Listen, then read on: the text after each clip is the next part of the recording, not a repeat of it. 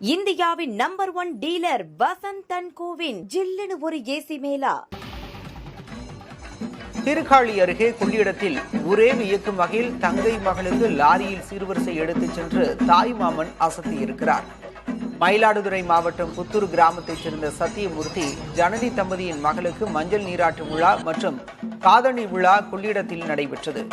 இதையொட்டி தாய் மாமனான ஜெகன் மா, பலா, வாழை, ஆரஞ்சு, ஆப்பிள் உள்ளிட்ட பழங்களையும் மற்ற சீர்வரிசை பொருட்களையும் 101 தட்டுகளில் வைத்து லாரியில் பிரம்மாண்டமாக எடுத்துச் சென்றார்.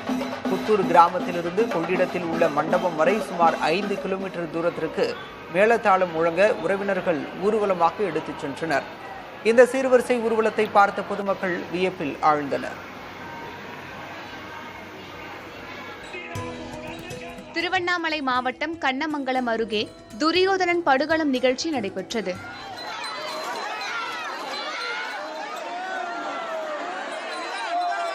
கொளத்தூர் கிராமத்தில் உள்ள பாஞ்சாலி அம்மன் சமேத தர்மராஜ கோவிலில் அக்னி வசந்த விழா நடைபெற்று வருகிறது. அதன் ஒரு பகுதியாக நடைபெற்ற துரியோதனன் படுகளம் நிகழ்ச்சியில் பீமன் துரியோதனனை வதம் செய்ததை தெருக்கூத்து நாடக கலைஞர்கள் தத்ரூபமாக அரங்கேற்றினர்.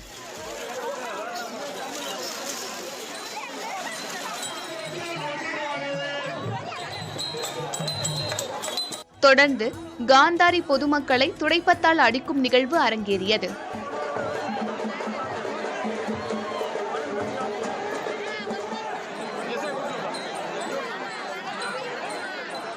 இதில் முன்னாள் அமைச்சர் சேவூர் ராமச்சந்திரன் உள்ளிட்ட திரளானோர் பங்கேற்றனர்.